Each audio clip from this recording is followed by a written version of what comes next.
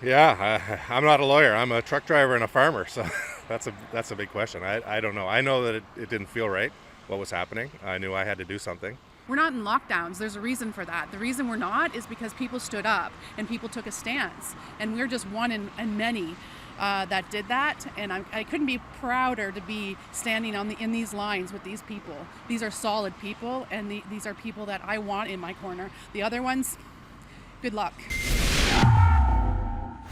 For Rebel News in Cobourg, Ontario, I'm Tamara Ugolini here in front of the courthouse with Graham Walker, who had his 2 final hearings heard today for the crime of peacefully assembling during the lockdown-related restrictions, where it was deemed you could only leave your house under what the government classified as essential services. And apparently, peacefully assembling, the COVID regime, was not one of those stipulations. Graham, if you could give us a recap on the amount of fines you faced and why exactly you faced them that led you here today, I think that'd be a great place to start. Sure, yeah. So this was back in April and May of 2021. So it was 5 weeks that the stay-at-home order was on that we were protesting. I received 4 of the, call them the $880 tickets, the 880s. And we had the last 2 today. And the hearings concluded not necessarily in your favor. The judge ruled that you were guilty of the fines, but they didn't ask for anything additional, just to pay that original fine amount. But it seems like the punishment is really in the process, because this has been, going on almost 3 years later that you've finally been, I can't say vindicated, because there was an element of quote unquote guilt here. But what does the process look like to get you to this point since the spring of 2021? Now we're almost the spring of 2024. So today is my 7th appearance in court. I've never been to court before this whole process started, so it was a learning curve for me. Lots of hours learning how things work and what to do and how to file motions and different motions to file and how to run a defense, and we ran it as best we could, and here we are. And each decision, so there was 2 different fines that were heard today, and each decision garnered approximately 43 pages of decision. Yeah, it's like a book. And so you'll have to sift through that a little bit more. But what's your plan moving forward now that you have this guilty verdict with a stipulation to pay one of the fine amounts? Yeah, the second one today was a suspended sentence. So as I understand at this point, you can't really appeal this. There's no point in appealing a suspended sentence. The guilt is registered, but there's no point in appealing that. But I have the option of appealing the one with the fine imposed. And the last 2 tickets were heard in December. We did a little update then, and both of those ones were thrown out.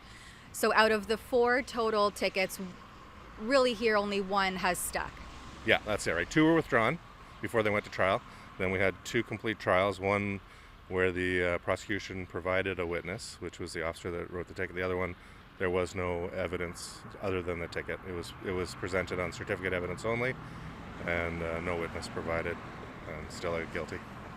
And oftentimes we see people who self-represent are frowned upon by the courts, but here, and the last time I covered your last ticket in December, the judge thanked you for being respectful, being presentable, being well prepared for your case. How has that preparation affected your family life? And maybe Phoenix, you can, your wife can touch on that as well.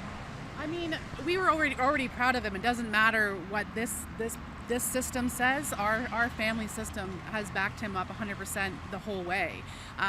When this all first started, he came home and said, we can't do nothing. And from that point, it's the rest of this is all noise.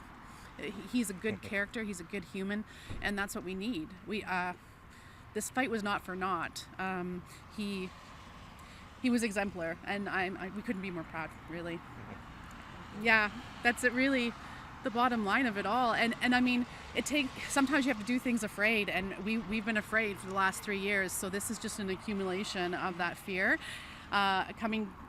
We won. We already won.